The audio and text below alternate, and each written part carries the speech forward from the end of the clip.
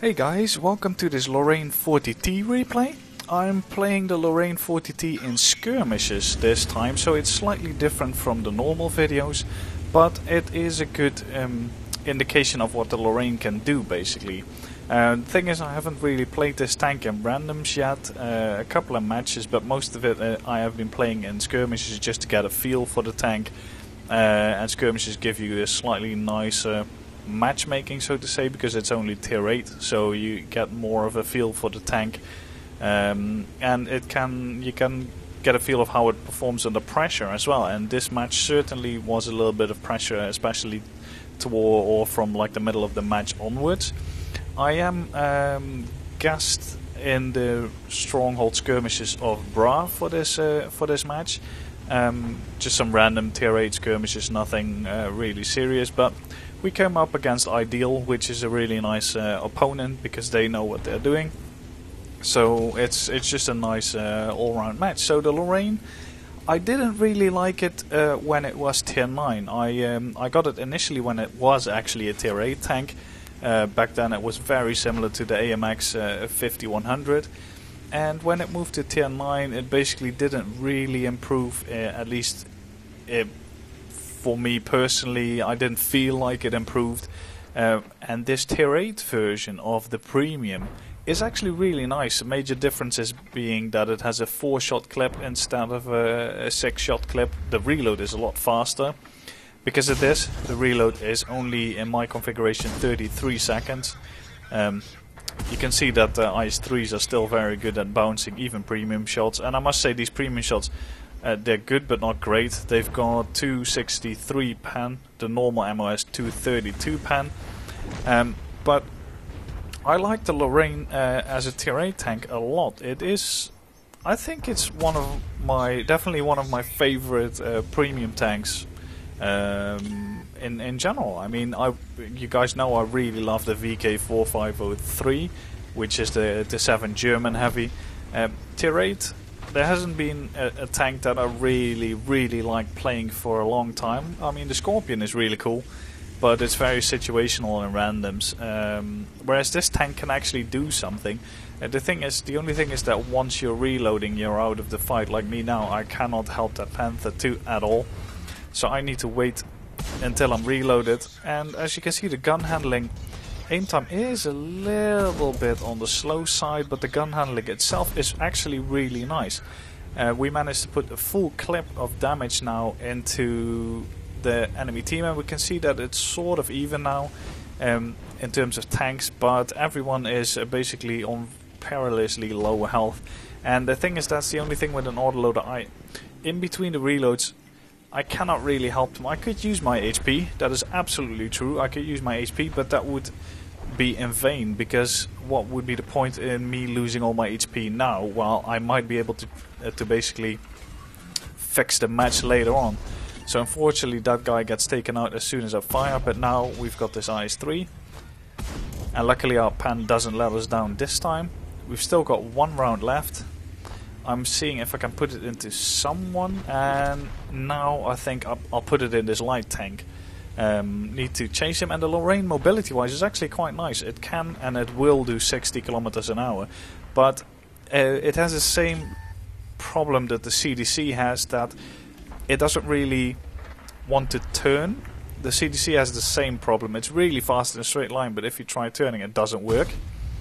Really nice shot on that M4190 GF, but the problem is now that they have arty, so I go into hiding, and I'm basically up against 2 tanks and an arty now. While the STA-2 is a one-shot, the light tank is full health. And the thing with the Lorraine is, with the 4 shells that it has, it can do 1200 damage potentially in a clip if you penetrate all shots and roll average. So I cannot technically take out the T-54 lightweight in 1 clip. I could definitely kill the STA-2, so I am going to go to where they were last spotted. Obviously they will never be there, but that is the best starting point, where I can also spot for arty in case they are gone to the left. But as you can see, Ideal being Ideal, they've actually positioned themselves well. Light tank is going for arty and takes him out, and I think about going after him, but then I spot the STR1. I commit the cardinal sin of shooting with an autoloader on the move. That you should never do that, but I've got 4 shots, so I could risk taking that one, because I can take him out in 1 shot. So I take the guy out, and now I see that I cannot take the T-54 lightweight out, so I start reloading and run away from the thing, because the thing is, if he catches me now, I'm dead, because I've got 2 shots in the clip. I can do 600 damage, and that's it. So I get spotted by the T-54. He shoots but misses, and there I spot him, and I just keep running. I am not at this point. I'm not intended on keeping running, and I just want to get a little bit despotted, and then I turn around, because the only way I'm going to win is by ramming the T-54 and then putting all my shots into him. I wait with firing until the aiming circle is small, and then he actually rams me, and this is basically the point that I win the 1 versus 3, because if that T-54 lightweight hadn't actually rammed me, they would have definitely won, because there was no way I was going to take him out. But luckily he actually rammed me. He saw too late what my plan was, which was good for me. And now I just need to keep maneuvering, and as you can see, the mobility, the speed is definitely not bad. Turning is a little bit on the slow side, but all in all, the complete package of the Lorraine, I really like it. It was definitely worth the money, and this custom camo, finally Wargaming has listened to the community. So this camo is entirely optional. It's applied to the tank by default, but you can actually easily remove it and apply it later on if you want. So that is a much better system than they had before, with all the eye-bleeding eyesore camos of the Patriot and the Liberté and all that ugly other shit they released. So this is a lot better, and this camo is actually pretty cool. It's got the same camo pattern basically for desert, ice, and this green camo, but the pattern stays the same, but the colors differ. So it's actually like a multi environment camouflage pattern, and the model itself is really cool as well. It's definitely looking a lot better than it was on tier 9. Yeah, I mean, I like it as a tank, and the gun handling, you have to get used to the slightly slow aim time, but the dispersion values are actually really quite nice. And having the 4-shot autoloader that reloads, on my crew it reloads in 33 seconds. I've got Brothers in Arms and Vance. This is my bad chat crew. And I've also got both aiming skills, so the snapshot on the gunner and smooth ride on the driver, which further improve the gun handling, at least the size of the aiming circle when driving and turning the turret. I also I've got Brothers in Arms, and I've got repairs actually, so full repairs. And the thing is now, by the way, on the clock it's 1:56, and I need 1 minute and 30 seconds to cap. So I'm not going to chase that arty. I don't know exactly where he is, but I've got a hunch that he's at least in the corner in like E9. But I go back into the cap, and 140 is actually capping on my own, and we were in the cap at 142. So we should win by cap, unless the arty actually comes in to reset and manages to reset me.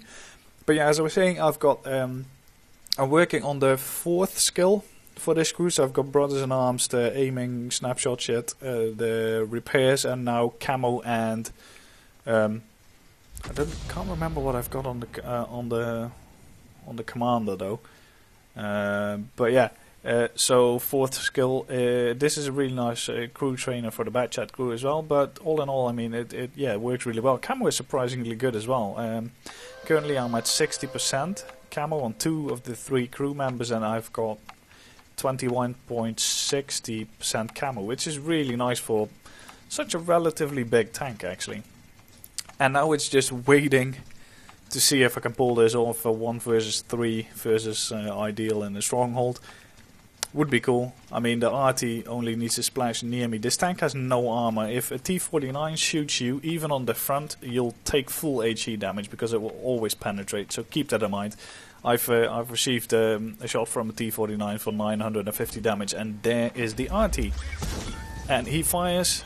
We keep moving. He luckily misses, and I managed to actually win the 1 versus 3 skirmish, which was a really nice end result to this match actually. We'll go and look at the post-game stats. Even though it's skirmish, it gives you a good idea of what you can expect. So here we have the results of that skirmish versus ideal. As you can see, the total amount of income was actually 146,000 credits and 2,471 XP. It seems this was not with a clan bonus actually. So yeah, really nice profit.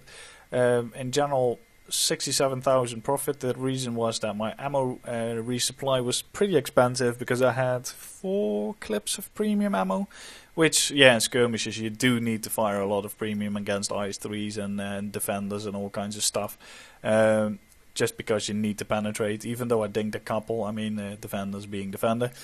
But yeah, as you can see, we did 3,780 damage, 5 kills and 97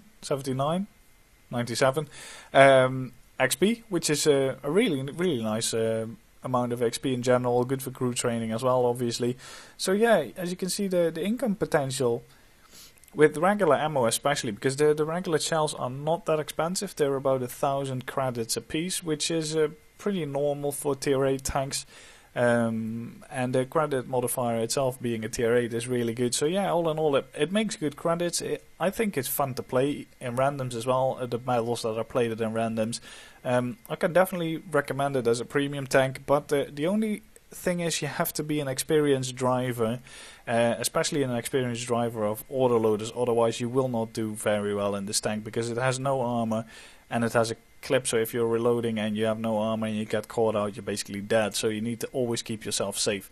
But yeah, I hope you did enjoy the replay. If you did, feel free to rate it, subscribe to the channel, and see you guys next time.